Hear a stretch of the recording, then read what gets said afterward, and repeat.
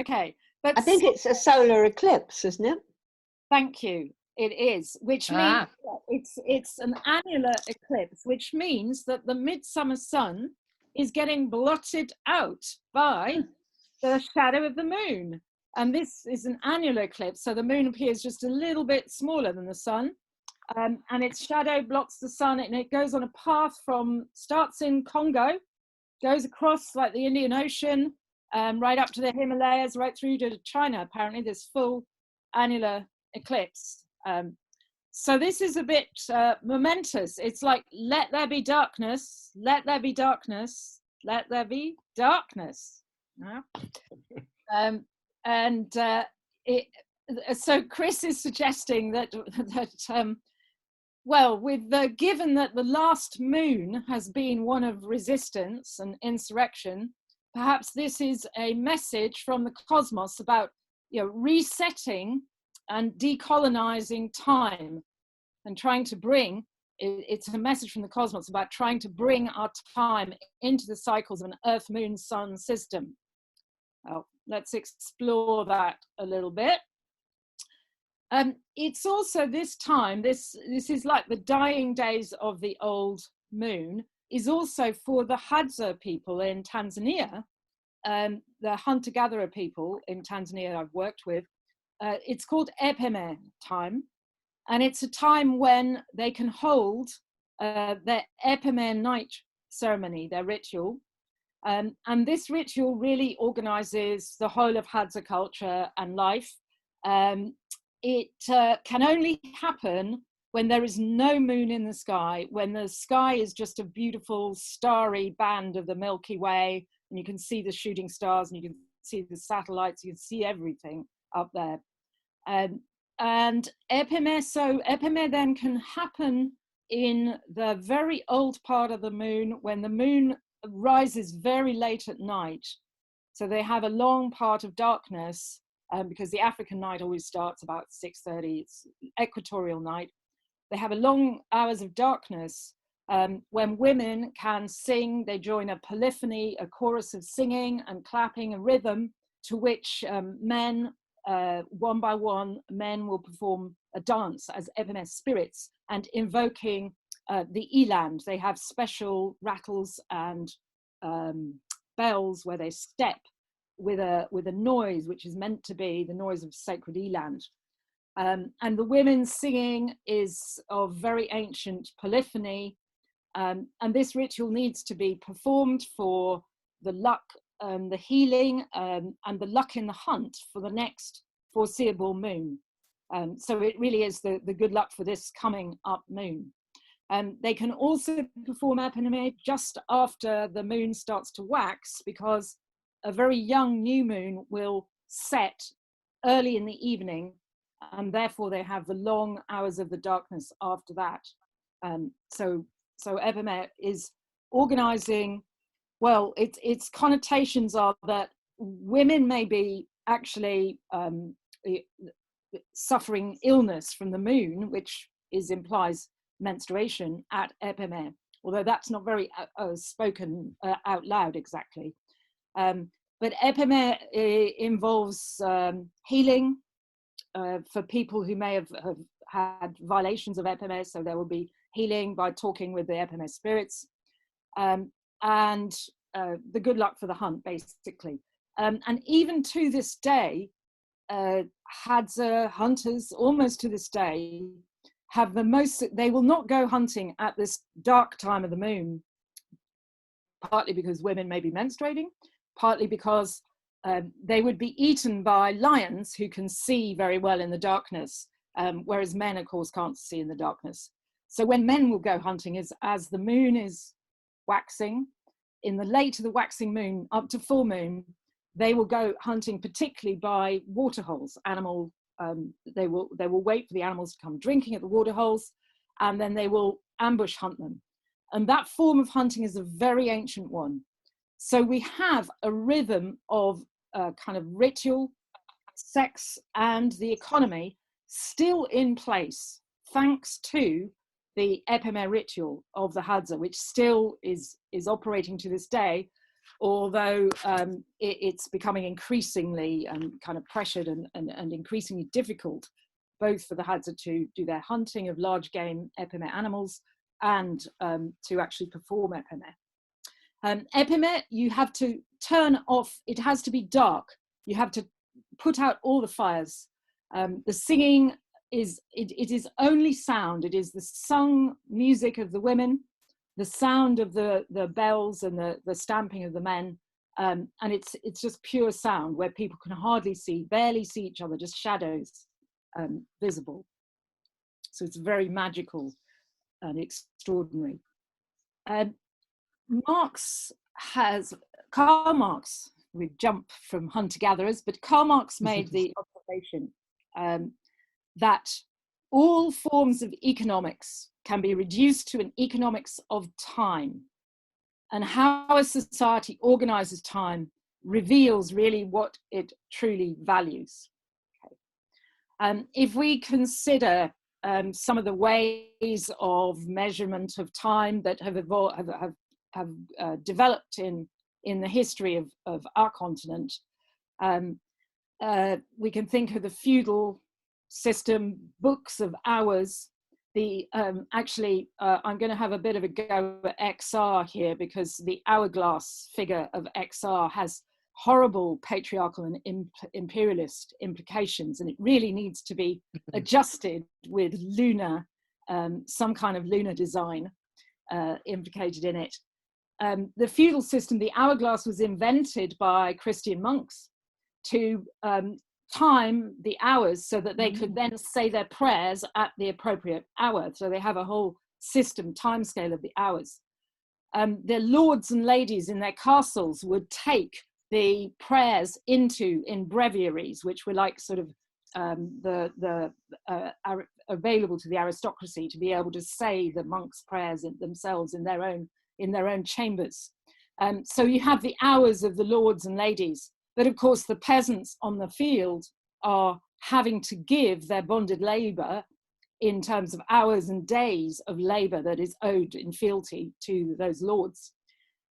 It's also true that the hourglasses were used on the boats, the ships that went out across the oceans and started mapping and started stealing, started conquering, started stealing the resources of indigenous people.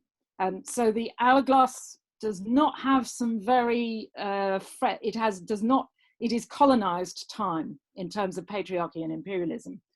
And I would suggest to XR that they introduce a great big new moon that can eat that hourglass to change, update their design. Then we think about factory time and the clocking in and clocking off of the early industrial workers in factories, where it isn't just hours, but it's every single minute. If you are late in a day by a minute, you are stealing from the boss, stealing the profit that is being extracted. It's a very, every minute starts to count. So we've got a whole movement of time is money being extracted on a sort of spectrum that becomes increasingly and increasingly extreme as we go now to the gig economy, where workers are having to run their delivery slot schedules. They're being electronically surveyed, they're clocking their movements, they're in space and time, they're being observed and surveyed. It's like nanoseconds being extracted, not just minutes and seconds, but almost nanoseconds. So we have workers in the great Amazon warehouse factories that can't even go to the toilet, and they're every sort of second they breathe, it becomes unbreathable. This extractive capitalism never stops. Turbo capitalism 24/7, it never stops. It's quite clear that if we are going to solve all our problems, save our planet, the commodity, the value that is the most important place in which to challenge capitalism and patriarchy is time itself. If there is any more expression of white supremacy, there can't be any more greater expression of white supremacy than the control of time itself. Think of Greenwich Mean Time, it is the ultimate expression of the imperialist conquest, as the Royal Navy was sent out across the world to seize countries, seize whole cultures, seize their resources, seize their lands. So how are we going to reclaim time? What can we do? Can the moon matter anymore? I mean, does it matter anymore? How do we bring time back? People have discussed things like 4-day weeks, and of course in this recent period with COVID, we've just really stopped to think about what matters, what work matters, what should we have to do, or what time have we got at our disposal. But the moon, does it matter? Well, every single world religion that you want to talk about is organized and scheduled by the moon. So they evidently think that it still matters. And when I'm mentioning world religions, I'm meaning religions that are actually very recent historically. They're religions that rose up in kind of the late Neolithic patriarchy with agriculture, so Judaism and Hinduism, then slightly subsequently sort of offshoots from those, Christianity and Buddhism, which were offshoots that were claiming a much greater egalitarianism in hierarchy, in ritual hierarchy. And then subsequently Islam. Any religion you want to talk about is lunar. It has to be. If it isn't lunar, is it a religion? It's very doubtful. The reason the moon, if you're going to be religious, you've got to work with the moon. It's the source of magic, of transformation. It takes you into the other worlds, to the celestial heavens. It is the metaphor of life, death, and resurrection. Of course, these religions intersect the moon and the sun, but the sun doesn't have the magic. It cannot actually bring you back to life in the same way. So these are all patriarchal religions, but for sure, patriarchy was not they didn't invent lunar calendars. They didn't invent the lunar schedules. They inherited these from much, much older ritual systems. The epimere of the Hadza that I talked about at the beginning could be tens of thousands of years old. I mean, it is, in some sense, it's so sort of pure and simple, as the Hadza cosmology, that it could be tens of thousands of years old, and it's so successful that it's still going strong. It doesn't need very much complication in a society of very egalitarian hunter-gatherers. But let's think about some of these patriarchal traditions, particularly Christian traditions, perhaps. They try to get rid of the moon. So the Christian tradition's defining feature, lunar feature, is of course its greatest feast or its greatest fast is Easter. And for 1,000 years, they have been trying to fix and nail down Easter so that it doesn't move about with the moon. I think Tony Blair was promoting some kind of commission for trying to fix Easter to a specific date so that the capitalists knew exactly when they could flog their stuff, and they had the holiday was only on a particular date. But it's never going to work. Jesus Christ himself would not be able to rise from the dead unless he had the lunar rhythm, and then of course there was supposedly a lunar an eclipse on this particular sequence of events with the death and resurrection of Christ. So let's say a little bit more about Jesus in a minute. But the Christian traditions governed academia. I mean, the Christian clergy, the theology, governed all the science, the development of the medieval to Renaissance to the Enlightenment world. So all these so-called great universities, the Oxfords and Cambridges and so forth, were theology colleges, training people for becoming clergy, vetting and making sure that the science that was being produced was all within the frame of what was right in God's, according to God's will and wishes. in the best of all possible worlds.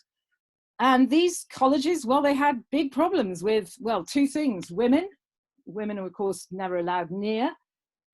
Women of the towns who were trying to lure and tempt the young male students were pursued by the proctors of the universities, as if they were vice squads, you know, after these sinful women. So women had to be, as a body, completely separated from this complete patriarchal theology. And then there was the moon. And the moon's very interesting because it was, of course, subject of intense, secret, scientific, esoteric, let's say, rather than secret, scientific investigation in the course of development of astronomy. And it became very important to understand the movements of the moon. So the whole of astronomy, and we think of the astronomer royals, we think of Isaac, you know, all those who perform their calculations of astronomy, Isaac Newton and so on. The big problem that the British Empire, as it expanded its imperial reach, was sending out the Royal Navy, was knowing where the ships knowing where they were by longitude, by east to west longitude. And the moon, tracking the moon, observing carefully and tracking the moon with intricate tables and tabulation of the moon's movements was one of the methods by which longitude could be calculated. And therefore the moon and its secrets were of intense interest for this very, very elite, very elite bunch of scientists who reported, literally, astronomer royals literally reported to the king and the Royal Navy. So the moon mattered enormously for the British Empire and the Royal Navy, until the time when they could develop sufficiently accurate clocks to be able to work out exactly where the ships were on the surface of the earth. But then let's think about the other ways in which the moon mattered in terms of Jesus and the symbolism around Jesus. As I said, we can't get rid of Easter because you've got to be able to bring Christ back to life. You can't get rid of the lunar scheduling of Easter, let's put it that way, in relation to the vernal equinox, in relation to the spring sun, but the moon is the decisive and determinant kind of cycle there. Jesus is I'm going to say Jesus is, well, he's a menstruating man, very clearly. He's not just lunar in his life and death, but a menstruating man with wounds, particularly visceral wounds. His mother, the Virgin Mary, at the foot of the cross, who is very often portrayed as standing on the crescent of the moon, also maybe standing on a serpent. But she is a woman who doesn't menstruate, whereas Jesus has kind of appropriated that menstruation. Jesus is also, Chris is bound to wanting to say, the Lamb of God. He's an animal. He's a sacrifice, a Lamb of God. What's very interesting, if we could, sorry, somebody saying this question? It's just your echo, I think. Oh, was there something you didn't hear? Jesus, the Lamb of God? It's just your own echo. Camilla, just carry on. It's nothing. I'm okay. Okay. Okay. I was going to jump with Jesus to hunter-gatherers, particularly Kalahari Bushmen, and I'm going to argue that. Let's go with what the Bushman understanding of Jesus is, because the Bushmen, like the Hadza, organize their time, their society by lunar cycles, their hunting by lunar cycles. And their god, if we call it a god, it's a dispute about that really, is trickster. And this trickster, when the missionaries came across Bushman practices, rituals, initiation rituals, and hunting rituals, and healing rituals, the trance dances connected to trickster, trickster was diabolized by the missionaries as being a devil, So tricksters are called devils. This was a standard practice by the missionaries as they met.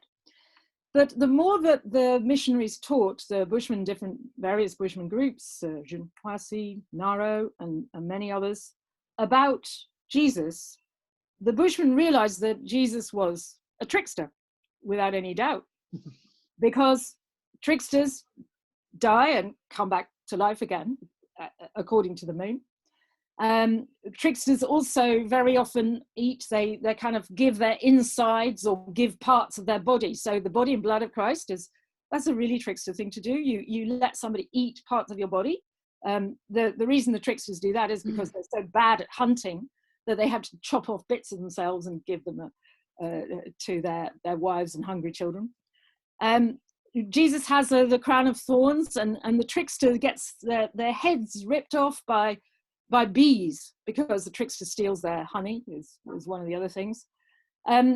Jesus does miracles. He changes water to wine. This is a trickster thing to do. Oh, and he goes and chats up women at waterholes as well.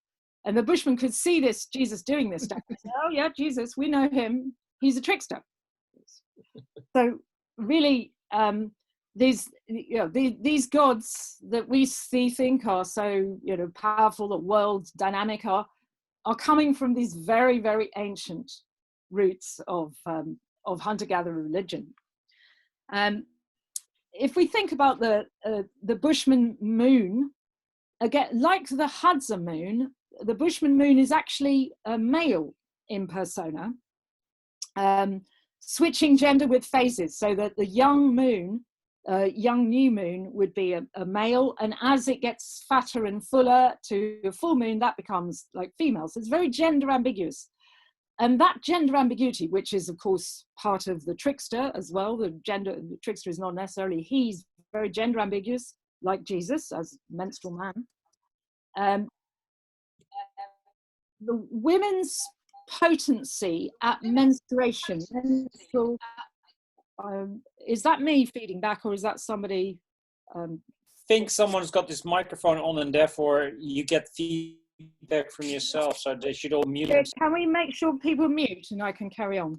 That would be great, thanks. So women at menstruation will have this identity. A girl in her first menstruation, one of the very oldest rituals of the Bushmen, the Eland bull dance, she has this identity with the maleness, and indeed with the Eland bull itself. When she's menstruating, she opens up a channel to the other world, the first, which is called first creation.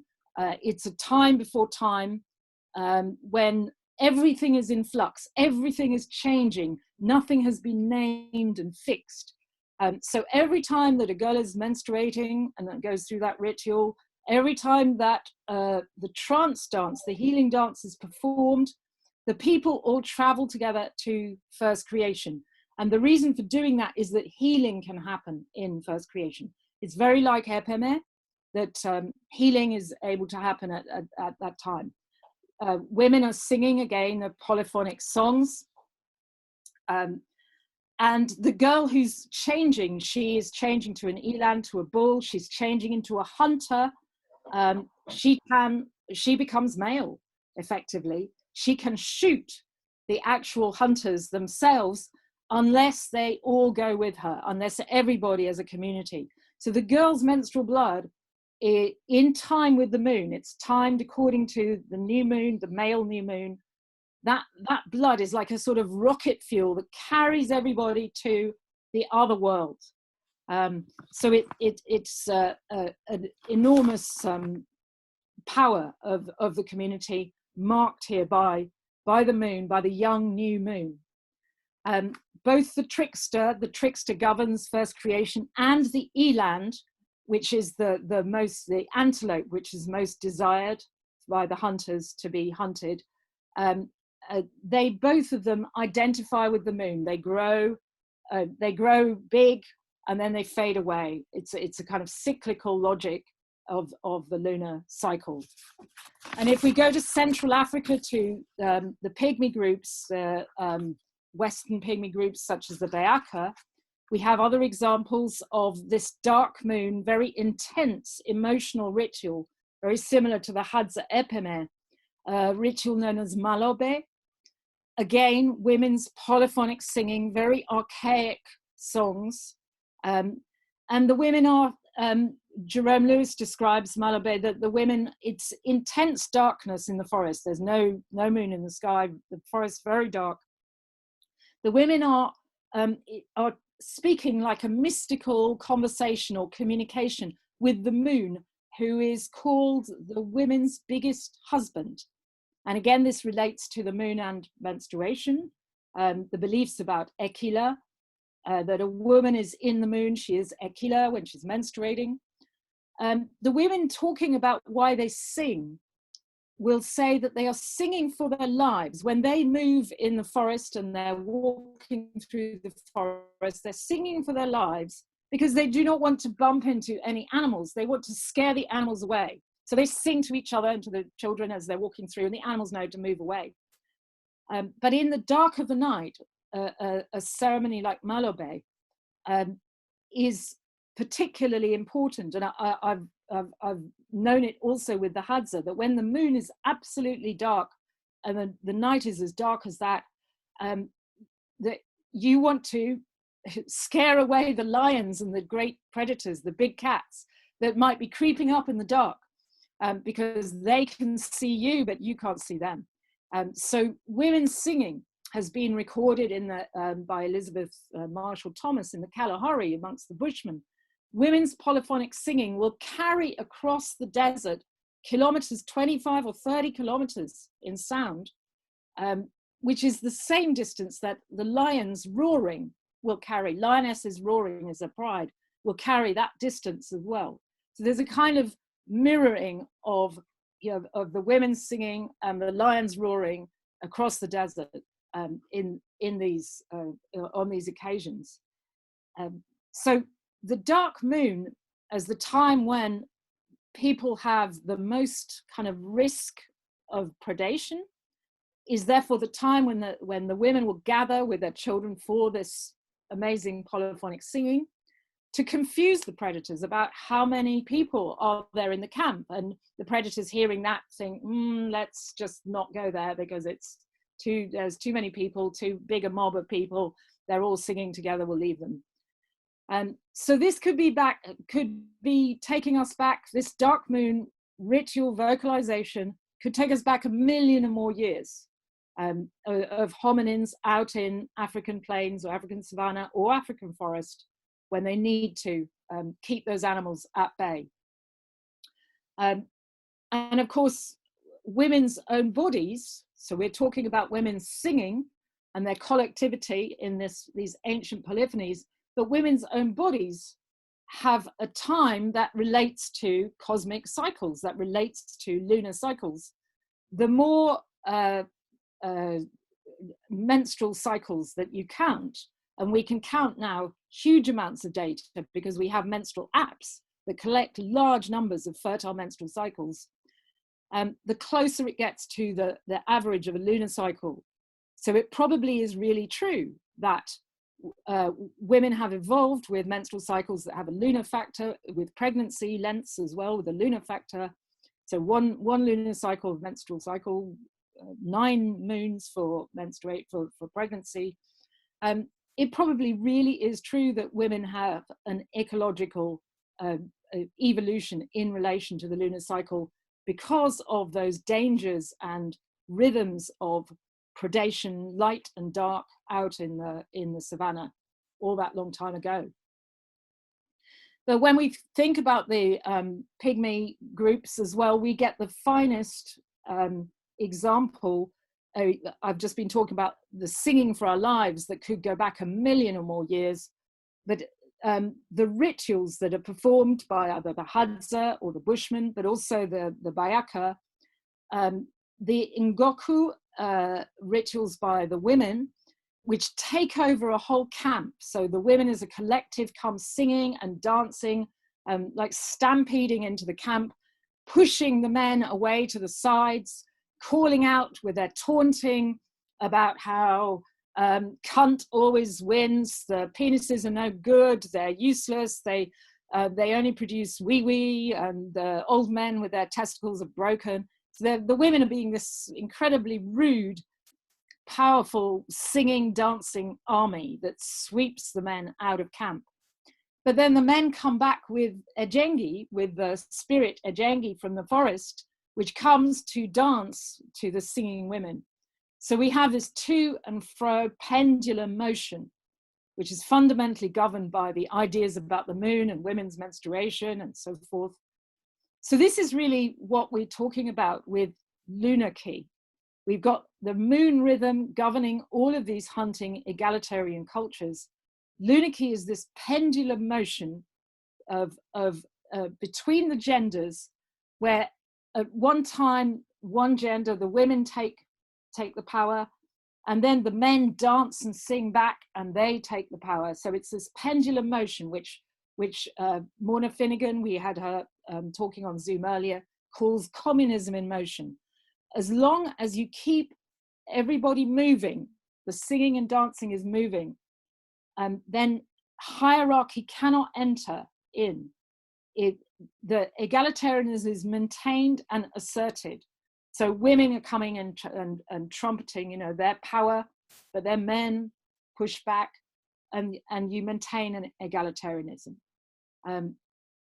So we're really saying Lunarchy is the example, it's the model of the revolution which worked. It's the revolution which has maintained these hunter-gatherer societies as egalitarian for 100, 200,000 years, incredibly long time periods, incredibly stable. If we think of all the historic revolutions that you know, we sometimes have made enormous changes and sometimes made enormous progress, but English Revolution, French Revolution, Russian Revolution, they have often ended in very bad places, because the trouble is that you change the leaders and then the leaders take power and then they become just as bad as the old leaders in terms of their corruption and their abuse of power. But Lunarchy doesn't let that happen. Lunarchy makes sure that there is always movement, that neither one nor the another, neither one gender nor the other, neither one class nor the other could be in control. So I wanted to just say a little bit more on comedy, because I've referred to religion as having this lunar rhythm right at its heart. But of course, we think of religions as being intensively hierarchical. And of course, they are these Neolithic religions where patriarchy taking control has appropriated the lunar magic and the lunar rhythms. But underneath all that, there are other forms where Lunarchy is expressed, which may still bring us to some understanding of sort of a much more egalitarian or much more sort of intrinsically human egalitarian or revolutionary attitude. And comedy in its classic forms, where comedy comes from. Let's start with laughter. I mean, laughter in itself, if we think of the women in Ngoku, they are just using their collective laughter to turn over the men and to make fun of the men. The men come and make fun of them too. Laughter is always working a kind of reversal of expectation, a reversal of dominance, so that those who are, you know, high and mighty come down to earth and are brought down to earth. And this is the tradition of comedies, even running through very patriarchal cultures, going through Greek, from ancient Greek comedy sources, through Shakespearean comedy of the very patriarchal kind of Tudor ages in Britain. And we get comedies. I mean, the trickster is the essential expression of this oscillation through time, which is a lunar oscillation, moving around the lunar cycle, so that the waxing moon is taboo. The waxing moon is the time of the sex strike, of the women's menstrual uprising, and then only when the men bring home the meat can the taboos be relaxed. And trickster has this dual characteristic of being awesome, establishing the laws on women's bodies and animals' bodies until the full of the moon and the meat has been brought back. And then after that, when everybody's had the meat, trickster becomes a figure of fun. So we see this happening with comedy figures such as the Falstaff in Shakespeare's comedies.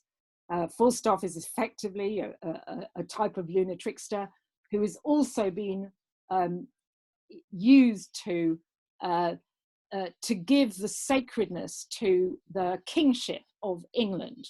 So he is governing the kingship of England, the kingdom of England, effectively, or enabling that to be established. And in comedies such as Lysistrata, which is the ancient Greek comedy of the sex strike, we have this upside down world where women take over and women rule.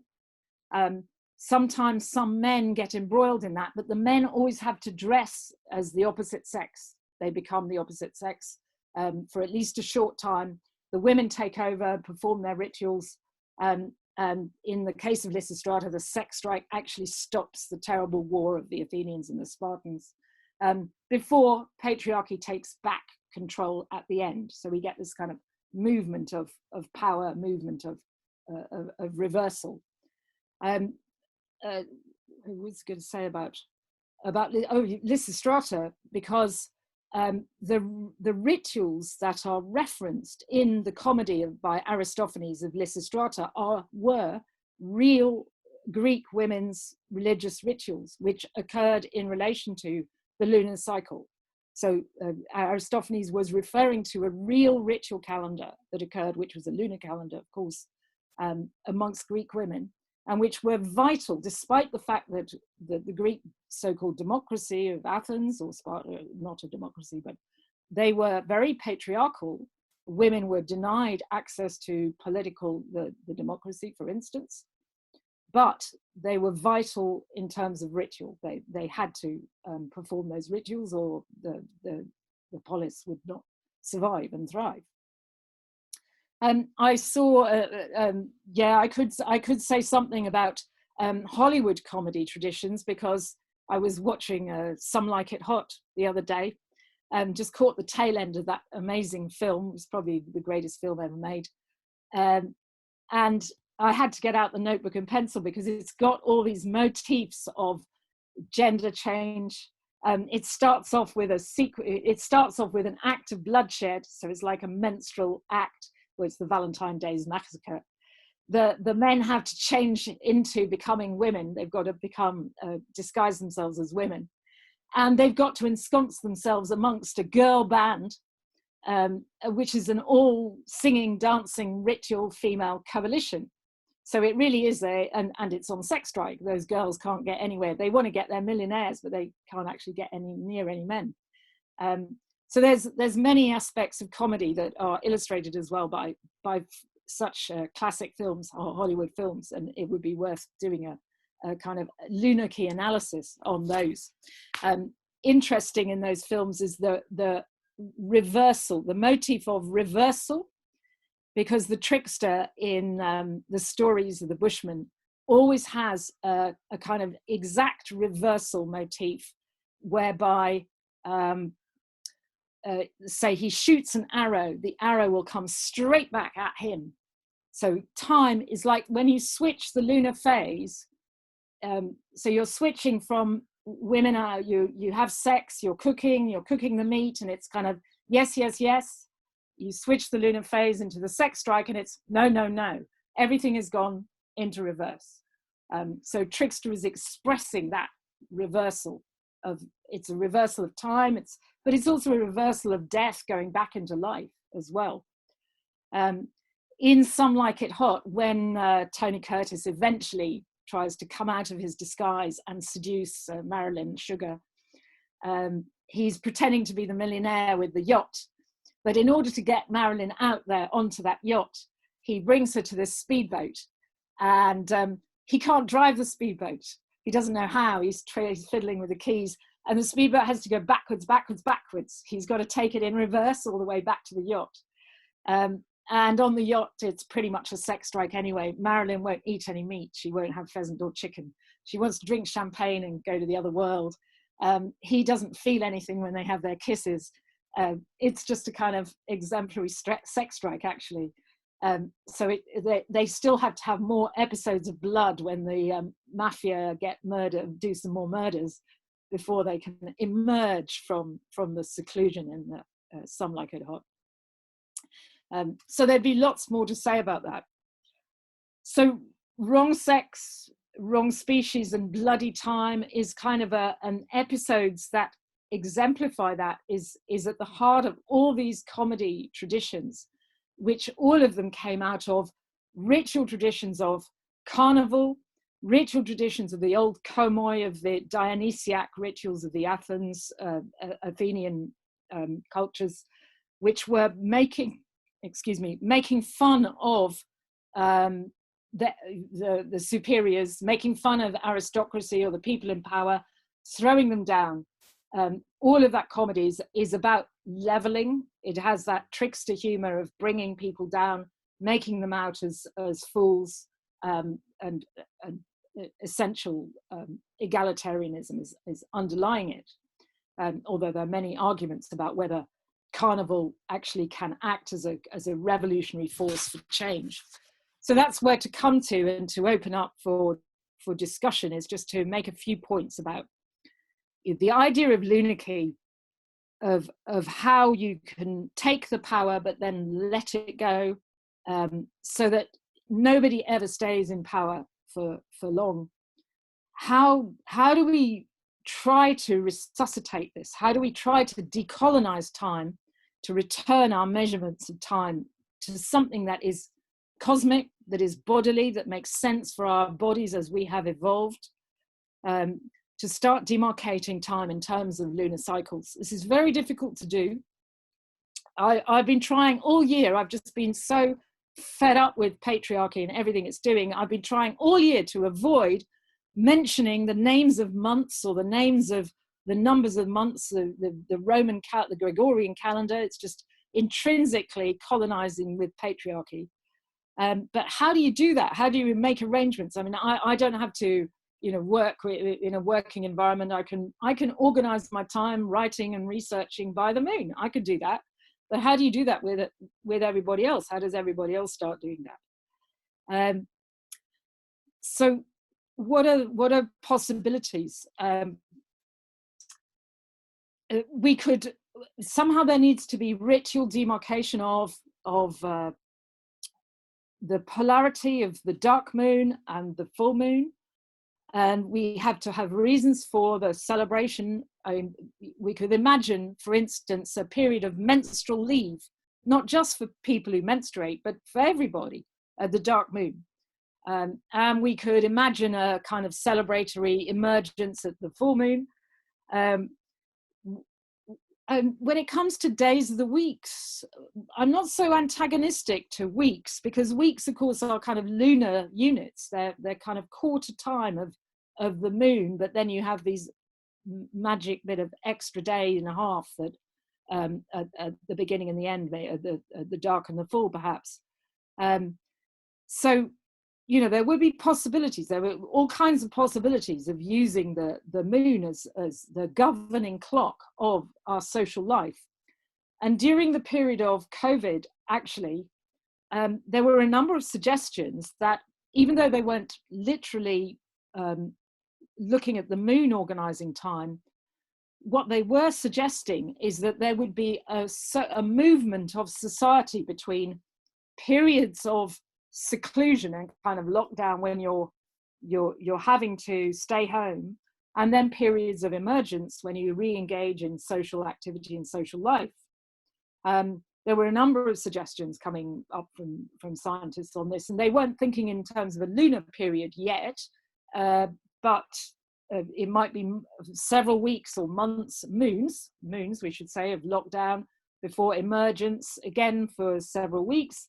But then if there was any rise in the rates of infection or rise in intensive care beds being used, then you have to go back into seclusion again. So you'd get a kind of wave oscillation, very similar to the arguments that Chris has made about the original movement of life between taboo time of waxing moon, menstruation, before the meat comes back to the cooking fire, and then the relaxation of taboos. So that is trickster time, what I call trickster time. You're moving around the lunar cycle between seclusion, emergence, seclusion, emergence. Okay, I don't know if I should carry on talking much longer, except to say we have had an extraordinary last few weeks last few weeks in terms of COVID, and a kind of clampdown of social seclusion imposed, like a kind of taboo to stop us. You know, has that been Mother Earth, or has Mother Earth's son, the trickster, managed to do that, to make us have to stop?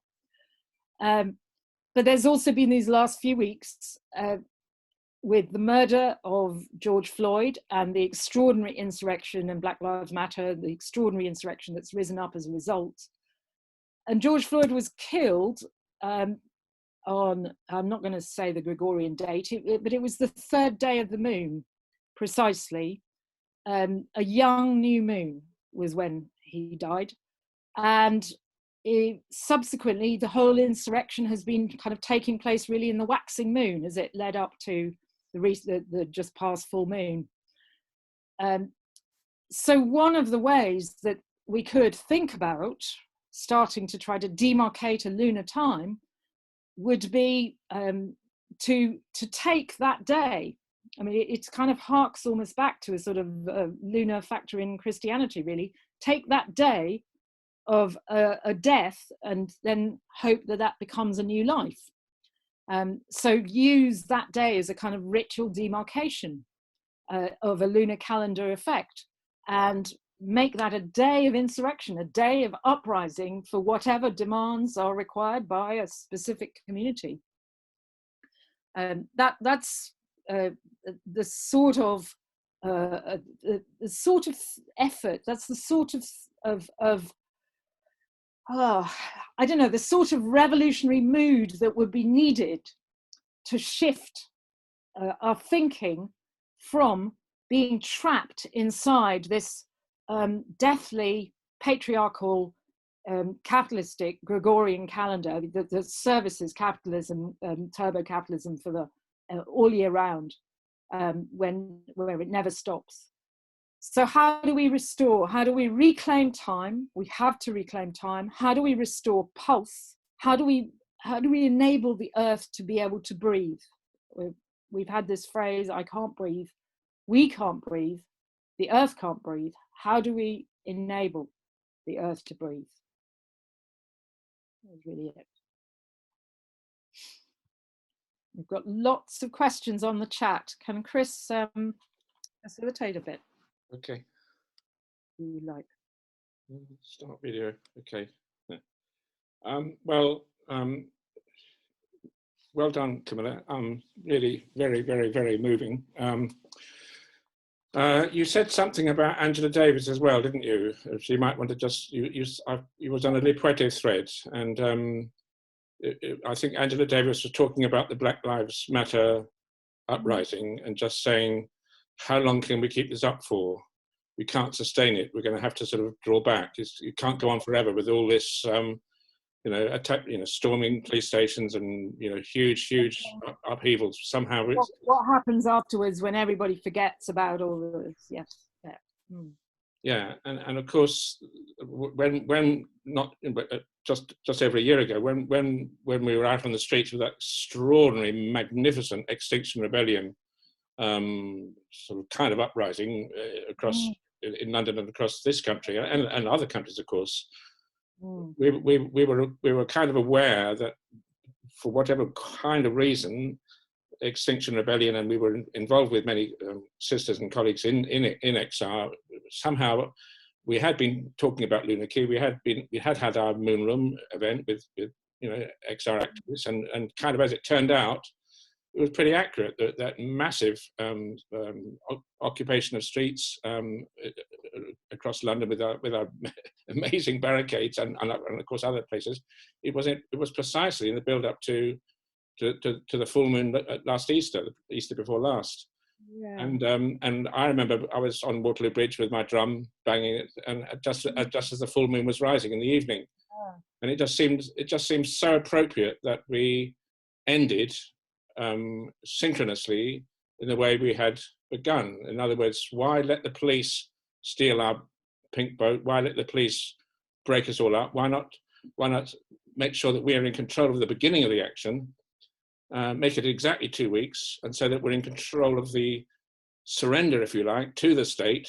That when I say a surrender, having demonstrated what we can do, make absolutely clear we're going to be back out in this extinction, in this rebellion, but we're not going to say exactly when and how and where. So that we kind of keep the state guessing, but be absolutely sure we're not going to end our action until we're absolutely determined that we know when to start it again. So we get a pulse. And every revolution that's successful has to have some kind of pulse. You can't, if you have a revolution where we just take the power, I say we, when the revolution, we take the power, we seize it, we hold on to it. And then over the decades, that becomes a memory, and a more and more and more and more and more distant memory. And revolutionists have always thought in terms of the challenge of seizing power, and it's just as important to know how to surrender power as how to seize it. But of course, I totally agree with those critics of the idea of Lunarchy. You don't want to surrender power if you don't know how, if you're not confident that you can take it again. In other words, the condition of being able to surrender the power is that you already know, you have the confidence, right, we did it once, we know how to do it, we can do it again. And that, for me, is the message of the human revolution. The human revolution, as Camilla mentioned, is the revolution that worked. How do we know it worked? Well, here we all are. I mean, we've got two-way eyes. We've got eyes that, looking in to read someone else's mind, as well as for looking out. We've got laughter. We've got the kind of mental architecture that enables us to see ahead a bit, and also to egocentric perspective reversal, to get into someone else's shoes and see ourselves the way others see us. And all these things are quite amazing, and they're part of human nature. And when people say you'll never change human nature, they kind of forget that there's something true about it. Genetics is genetics. You can't just use a revolution to change the number of thumbs you're going to have on each hand. But everything distinctively human about our nature is actually the product of the greatest revolution in history, the one that worked. And I just think it is true that we did it once, and that if we kind of can reconstruct how we did it, and if we can listen to indigenous peoples who still are kind of in the future in that sense, they're still living with the moon and are living an egalitarian way of life and taking power and surrendering it. If we can listen to those voices from the past and from the present hunter-gatherers, we should be able to do it again.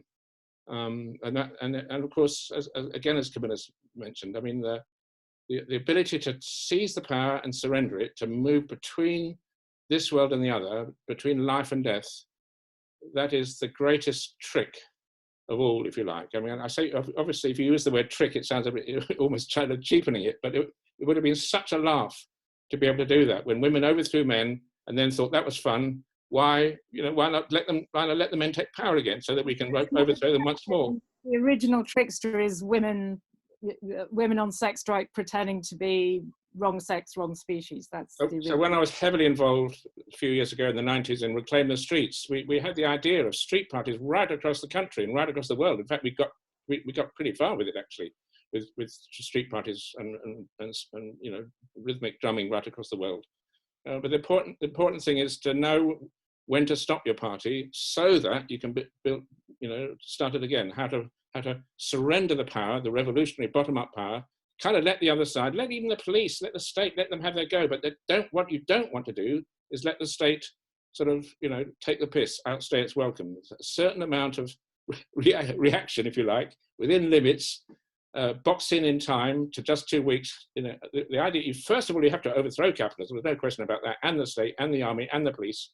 And it's so exciting what's happening in the States now when they're actually, dismantling the whole police services and actually reconstructing the police force. So, but the thing is that it is quite important that the other side are allowed some say in this, you know, that the other side, you don't want to get them too disgruntled, and you don't want to completely repress them, otherwise you end up being as bad as they are. So, but if revolution's enjoyable, it was a marvelous, joyful, laughing occasion of upheaval, why not do it several more times? Why not keep on doing it? But in order to know how to keep on doing it, you've got to know how to let go as well as how to seize power. Well, there's some people in the chat who would like to ask questions. Oh, sorry, I'm going to stop. Okay, chat, right. Okay, let me glasses on. Read the questions. Jonathan, all right, I've seen Jonathan. Ruth McNeil as well. Do you want me to go a bit higher up? Okay, from Ingrid to everyone. Yes, please. From Alex. Alan Koslow has his hand up. Who is? Look at the hands up. Alan Koslow. All right, okay, right. That's a different way of doing things. Hello. I was told to go to the chat, so I'm not going to go to the chat. I'm going to go hands up. Right. Alan Koslow, right, over to you. Hi, how are you? First off, I want to say I'm new to your group. I just started watching these webinars, webcasts about 4 weeks ago, and I've thoroughly enjoyed them. Just a little bit of background. Back in the 60s, I was heavily involved in several movements and was probably 1 to 4 times a week was out rallying, and I would be out now if I wasn't in a high-risk group. The second thing is that I also was the president of the Central Iowa Skeptics, and so I question a lot of the talks that I had. It's not specifically to this talk, although it does pertain to this, seem to have a bias, which matches my bias, but I'm wondering how much of that bias affects your objectivity. And then the second question I have, a point I have is, as a retired physician, I know the literature very well on the full moon and medical things. And over the last 10 years, when controlling for the day of the week, the weather outside, it has been completely proven that there is no evidence of the moon cycle having anything on the prevalence of any medical condition or psychiatric condition. And thank you very much. I've really enjoyed all these webcasts. Thank you. Yep. There's as far as I know, nobody's ever been able to prove that the moon actually does affect humans. And there's all these expressions that come from patriarchy about moonstruck, moonshine, lunacy, lunatic. And everybody has the myth about the hospital being full on the full moon and so on. And it's not really true. People just notice it. But when it comes to women's mean menstrual cycles, it is true.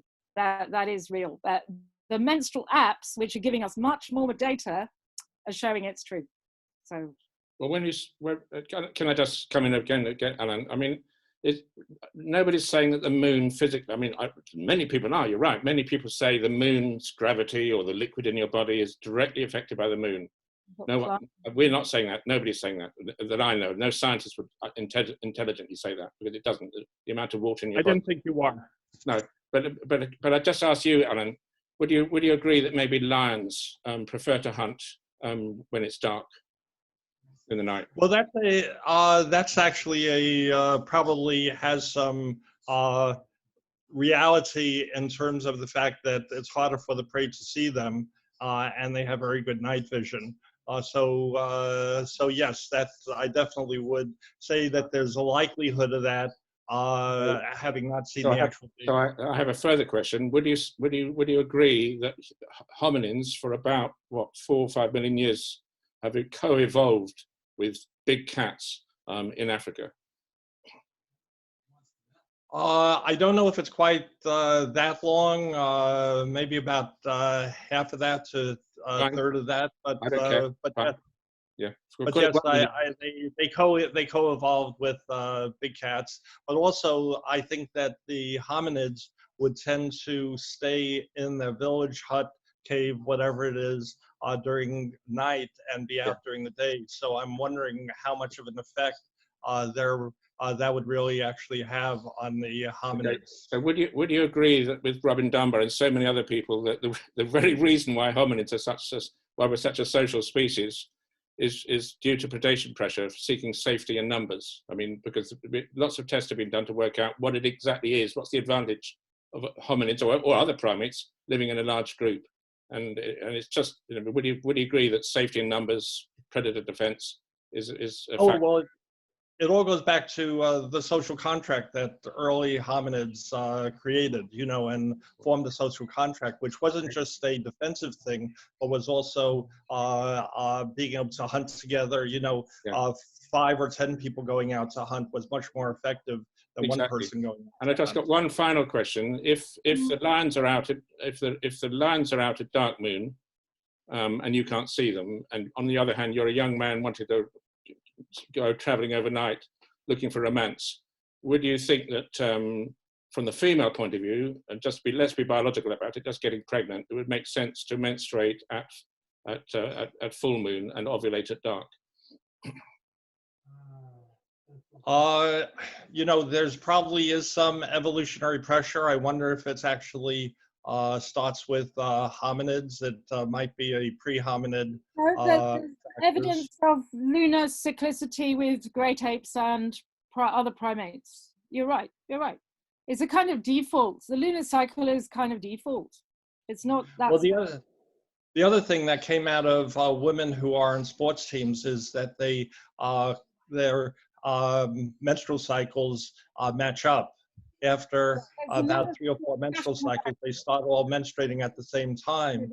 And so I wonder what evolutionary pressures there were that led to that. And the fact that they probably had one night a month of debauchery. Over a little, Chris, can I take over a little? Shut the men up a bit. There are lots and lots of comments in the chat with all kinds of interesting beliefs about the moon. Right. Rather than go over and over what is Rag's kind of old. Okay, right. I've got from Linda, kids go crazy at full moon. Yeah. So all of these are examples. So Simon is talking about astrology, very patriarchal astrology.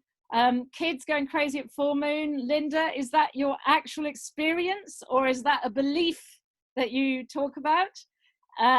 Somebody's talking about yoga and not practicing at the full moon or new moon. So many of these may be belief systems, or are they real? Does anyone want to talk to any of that? Well, okay, maybe that was a bit of a generalization, but I have to say the weather can make a difference when you're dealing with children, even like if it's windy one day. You have to think about environmental conditions. So I've sometimes observed if it's a full moon, people do seem a bit more on edge, but maybe it's not a grand statement, sorry. No, it's really interesting to hear about it. Is there anybody else who wants to talk about beliefs in relation to the moon? I wonder if Jonathan, there's a long chat thing here. Shall I read it out, Jonathan? Or maybe we can't disintegrate time from within time, but instead need to disintegrate it by spatial means. So decentralize, decapitalize, disperse, localize, find the pulse from the margins, decapitalize, and find the body. That's what Jonathan's been saying. But over to you, Jonathan. Jonathan. No, I mean, I can't say any more than that. That's my little question, and that's a comment. And I'd like to hear more views of more people. That's my little contribution. Okay. Any more suggestions about how we reclaim time or what we need to do? What we could do. What can we do with this midsummer dark moon? But autistic kids go crazy at full moon as well. Yeah, but somebody said knock it off because there's a young autistic adult here. Knock it off. Oh, okay. Yeah. To be autistic is not to be crazy. Yeah.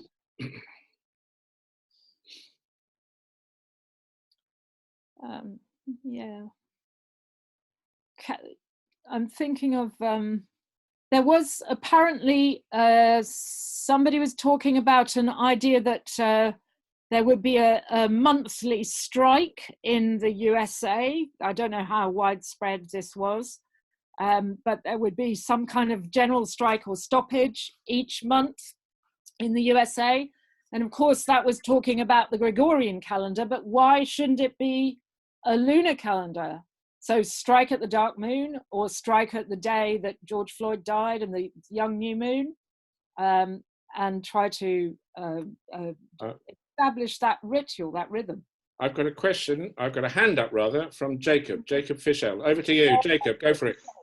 Yeah, I was looking at Blood Magic this week, and Frederick Lamp's chapter, he gives a two-group example of two groups on two different menstrual cycles. Mm-hmm. And so it's a 2-week, as one group is going into seclusion, another group is coming out. Mm. And with that, so then you would have a 2-week cycle where the revolution is being carried ritually through one group, and then is continued and handed off. So the revolution continues, not all on the backs of one body. And within that, there's also male initiation happening synchronistically. So the male menstruation is a requirement. And so that, for me, I start to dream into the state. There's a requirement that the state goes through reflection. That the men and the patriarchy don't get to stand off and deal with us and then come back and then take power. They actually have to take it, and they have to dance, and they have to sing, and they have to reflect, and they have to go into seclusion. And so there's something about Lamp's model that's very interesting to me in that. And bringing up Christ was a very fruitful thing in that, in sense of Christ was thought of as the last sacrifice. Which means the male body doesn't have to menstruate anymore. And that the ritual power doesn't belong to the female, it belongs to the male, and the male, we're done working. And so part of my thinking is, how do we make it compulsive for the male to bleed, to sacrifice, to participate, to hold space, to have the piss taken out of them, and then to be charged to then prove their worth. And what does that mean when we're not hunting? What does it mean to bring resources to the community? And this two-group system really inspired me. I don't know what you think. Right. It's a long time since I read. So Frederick Lamp is writing about the Temni in Sierra Leone, yes, where there's some extraordinary elaborate ritual systems, both for women's initiation and for men's initiation. Lamp was always discussing women's synchronicity with the moon and the importance of that symbolism in the initiation cycles. He did some beautiful work on the fantastic bondo masks that women used in those rituals as well.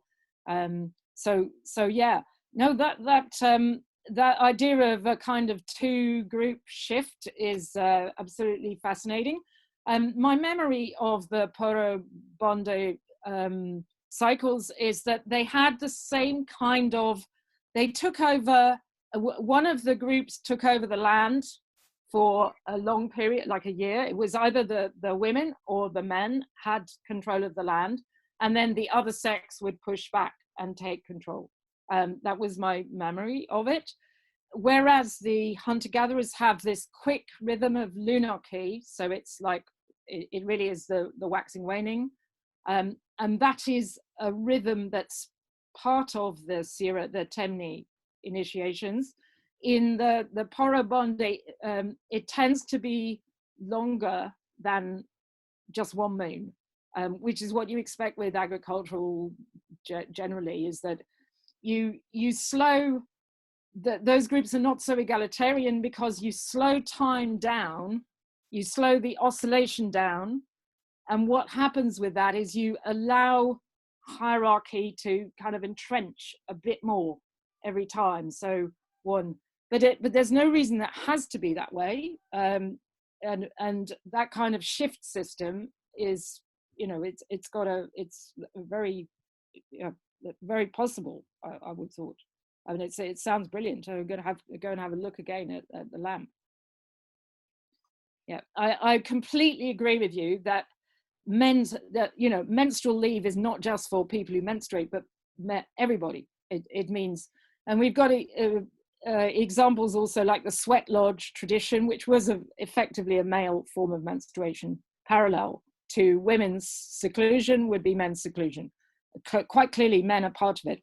And of course, in the original model, men are part of the seclusion as brothers as well. So all these comedies which have the men dressed as women in the heart of the comedy, it's really those men are kind of brothers in amongst the coalition. So in the Some Like It Hot, the guys who are dressed as the women are kind of the brothers of the ritual coalition, effectively. And that symbolic menstruation would also include postmenopausal or pregnant women. So it protects across the board the symbolic menstruation. Yeah. It's like everybody against the alpha male, or everybody against Ejengi. I don't know if Jerome's here or Ingrid's here, but Ejengi is kind of this great big sort of penis figure, kind of alpha male, but it's the spirit of the forest that the men guard, but the women lure Ejengi with their beautiful singing from the forest. And then Ejengi's not allowed to touch them, because if he did, they would literally bleed to death. They would be so powerfully, the magic's so powerful. But of course, the Ejengi used to belong to the women. So that Ejengi is like a kind of alpha male who maybe had a harem, or is Ejengi, the moon itself, come to visit the women. So it's like everybody unites in a community against that monster or spirit or sacred monster, as it were. It's something like that. Yeah. We have a hand up, and the hand up this time is from Lawrence. Lawrence. Oh yeah, thank you so much. It was absolutely amazing, Camilla. Very good. And also that you spoke so much about our friend Jesus and his stolen magic. I think it's still very important, and it made me also think of how those myths hold everything together, but maybe not very long. If you look at the images of the American president terrorizing his own people to go for a photo op with the magical or the trickster Bible, so to speak, that says to me that there's definitely drying up of the magic in the hands of the powerful. That's just something I wanted to mention, and maybe a session about fairy tales as well would be good, because I see a lot of parallels as well with some important mythologies of revolutions that we can learn from. I think I saw by coincidence, I saw the story about the Israelites and Moses, and that made me think a lot about the times that we're now. So we haven't seen the end of it, I think, and the rhythm might be dictated by nature in the form of a virus and something else after it. So we just need to be in sync with nature. Sure. Yeah. And strike. There's I have a chat item here from Jasmine. In Finland, old people like my dad say that the animals get wild. They make much more noise at full moon. It's general knowledge for people living in the countryside. Oh yeah, I'm sure. Yasmin, what sort of animals are they? Big animals, bears, elk? What are they? Wolves. Wolves? Oh, I think just any animals. Yeah. Well, dogs bark at the moon, don't they? And wolves howl at the moon. So that wouldn't surprise me. Yeah. I'm sure. Yeah, I should have. Well, my dad said that just like a couple of months ago, and I should have asked him more about it. But usually the Finns don't talk that much, so I find the conversation a bit difficult sometimes. But yes, it is a good, funny observation. Yeah. Okay. I'm sure hunter-gatherers who are incredibly clever observing animals would know the truth about this, and whether there was And I'm sure they believe it, that animals are very influenced by the moon, of course, and in their interactions, they are very influenced indeed. Yeah. I've got Mark Jamison wants to say something. He's got his hand up. Mark, over to you. Hi, yeah, thanks, Camilla. That was great. One of the things I remember from I was very interested in the idea of the comedies that you talked about, in particular, like Some Like It Hot, for example. And I was thinking last week when Jacob and we were talking about not women's baseball, but we had an aside about baseball in general, and Jacob was saying that American baseball is riddled with kind of ideas about sorcery and magic and all of those kind of things. And one of the things that kind of struck me then, it was a comment I made at the time, was that I think that men's baseball was a bit like, for the mosquito, was a bit like hunting, in that the teams baseball teams go off, and then when they came back, there was the famous instance which I was witness when all the men came back having lost 9 skunks, which is like a shutout basically, and the women sort of stood on the bank and ritually humiliated them as they came in off their the news. And it was I said it was very like the Sharanawa, that they have these kind of it's very, very similar. So baseball is like hunting. Now, we also got onto the film, the film that most sort of, I think, explores, it's a comedy which explores baseball magic, as Jacob and I were saying last week, is Bull Durham. And Bull Durham it's a great film. In fact, Billy Wilder once went to counted the director who made Some Like It Hot, and said to Shelton, who made the film, Ron Shelton, said, "You made a hell of a film with that, with Bull Durham." The point about Bull Durham is that it's about exactly that, I think, and it's also about the sex strike, insofar as the premise of the film is that the Susan Sarandon figure is this woman who, in the context of the baseball season, every season that she will choose a different man to sleep with, but only with that man. But in the context of the baseball season, she is faithful to one man, one woman, one penis. This is the hunter-gatherer, like the hunter-gatherer. Penis, right? Okay. She will stay with him. Necessarily the same penis all the time, right? Yeah. And of course, the Kevin Costner figure, who really likes her, she likes him too, but because she only sticks to one man, one penis, he's getting more and more frustrated and so on. But in the meantime, there's so you have the sex strike thing, insofar as she only has one man, one penis kind of thing. But then you've got another aspect to it as well, in that what happens then is that she's giving him kinds of magic, which include her making him wear his lucky garter, so he has to wear this women's garter under his suit. Fantastic. And at the same time, the Kevin Costner figure is also giving him hunting magic in the far as about pitching. And then what happens with that is, though, that he gets the Tim Robbins figure, who's this young boy who's being shown the dark arts by Susan Sarandon on the one hand and Kevin Costner on the other. What happens is he gets on their team get on a lucky sort of a winning streak, and he doesn't want to. One of the things that he vows to do is not have sex during the winning streak. So this is like hunter's magic, is that you don't have sex while you're going hunting, sort of thing. But the point is that she's getting more and more frustrated with that, until in the end they lose because he sees his dad in the audience. Thank God they lost. So what happens then is that, what I was thinking was that part of the hunter's magic is kind of, if you like, it might be seen, it occurred to me, as a kind of,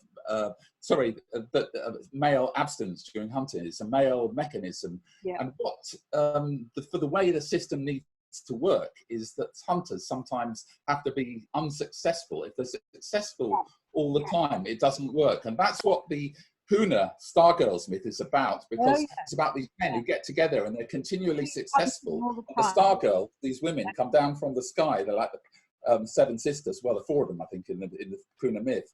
And what they do is they're able to then subvert what's going on in the male universe, and get them all to come back to them, matrilocally, of course, and so on. Yes. No, brilliant thoughts. Brilliant. We must see that film. We should have a rag outing or rag session of seeing that. It's the rag film par excellence. I don't know, Jacob maybe might back me up on that. I don't know if Jacob's there, because obviously he's seen it and he's into baseball too, like myself, you know. Definitely. I remember Jerome talking about the fate of a guy amongst the Benjele who kept on hunting elephants, and the women just got fed up with it, and they refused to process his meat after a while. And also in Colin Turnbull's Forest People, there's all this magic called Anjo, that when a guy kept on being successful, everybody decided that he must have been using this black magic, and and they just decided to find his horns and break his horns, and where the medicines were kept. So there definitely is this idea that if somebody carries on being too successful, it's bad. It's just selfish. It's bad for the group. It's not going to work. I seem to remember, correct me if I'm wrong, Camilla, but I seem to remember Victor Turner on the Ndembu, where a particularly successful hunter, everyone just said, well, it's not natural, he can't be that successful, he must be having incest. He must be incestuous with his sister. Incest is the worst possible kind of black magic, you know. There's a mosquito book, I can't remember what it's called, but it's a mosquito myth that's been turned into a children's book, which is sold in the United States, but it's a mosquito hunters book, and it's about exactly this. It's about the hunters, the brothers who go out and they're too successful, and at the same time they won't give their meat to the community and so on, and it's about sort of what happens, sort of thing. So this, I think, all over sort of lowland South and Central America, you know, what we call Greater Amazonia, which include the mosquitoes, there's something on Darien Gap and those kind of places. There's something on the chat. I can't see any hands up, but there's something on the chat from Helena. Helena has something she was That's right. So the question, Helena, do you want to come in? Shall I read out your comment? Or I could read it out. The question I ask myself in everyday life is how to decapitalize, deprivatize both time and space. To make this shift is to realize that if time and space are foremost, are above all common and social values, then it's the community itself which must be asked, how are we going to reclaim our space and our common time? And there's a link here to an initiative in Paris which is attempting to do that, about keeping cities car-free, for example. We don't want to go back to normal. We want to keep these cities as they have been. So Helenka, do you want to come in on that, or is that enough just to read out your No, it was, I think it was not just going back to normal, it was going back to car-free cities, that what the people valued was foremost to have their public spaces back. As if they have forgotten that it can be done, that we really value our parks and our bicycle zones and safety of your kids, and for women to move more freely. So I think the decolonizing time very much goes together with decolonizing the space. Mm-hmm. Yeah, that's the point I think that Jonathan was making as well. That space and time, they go together. Yeah. Yep. For sure. We've got about 3 minutes left if we're going to finish on time, and we usually try to finish on time. It's been a fantastic discussion. But are there any? Oh, Amy's got her hand up. Amy, over to you. Thanks, Chris.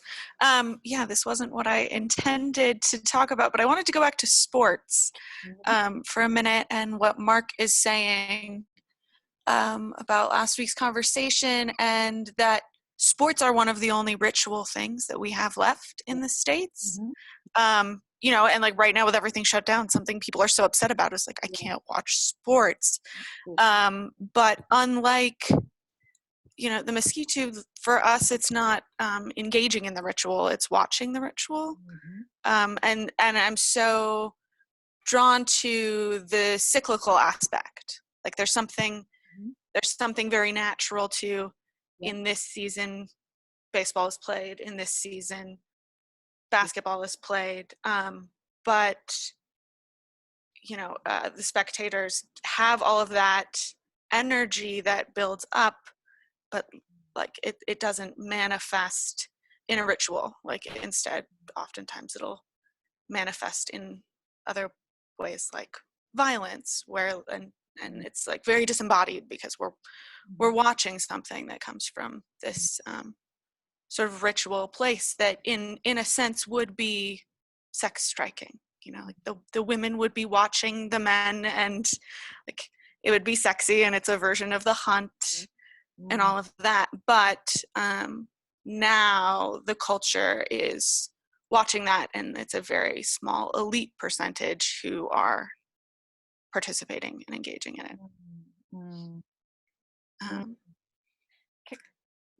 These are nice. I like these thoughts and ideas. And I wrote something you might be interested in about the amazing performance at the Super Bowl by Shakira and J-Lo. I don't know if you remember that.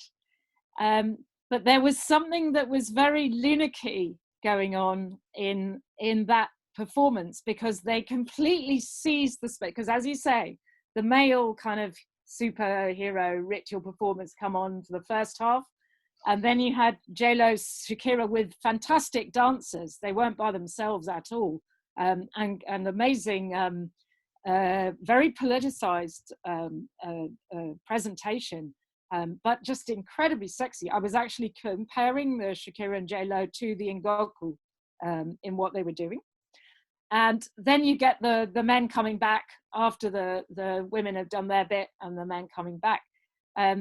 So I was suggesting that, well, suppose you got something like that rhythm going, which was, again, it was lunar, and it was in the honor of, instead of being in the honor of Pepsi Cola or whatever it is that runs Super Bowl, you would have in the honor of Mother Earth to organize Mother Earth. Those signals are fantastically powerful.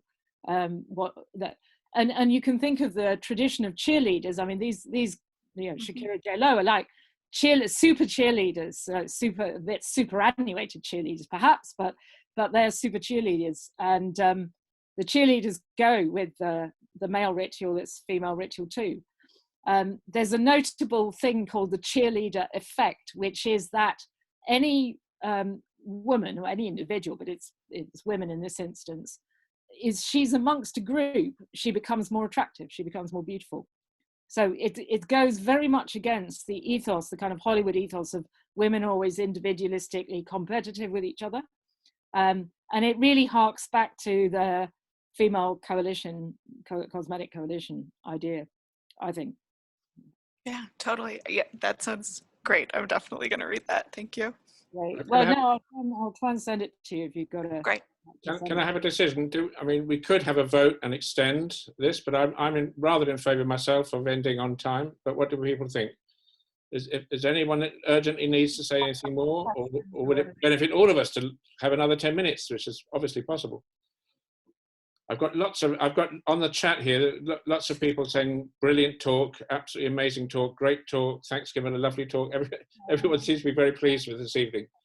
I think it was a fantastic talk, and I'm so happy that we recorded it. Yeah. So unless anyone's burning to say one last thing, thanks, Camilla, thanks everybody, and see you next week. Lovely. Bye then. Bye. Bye.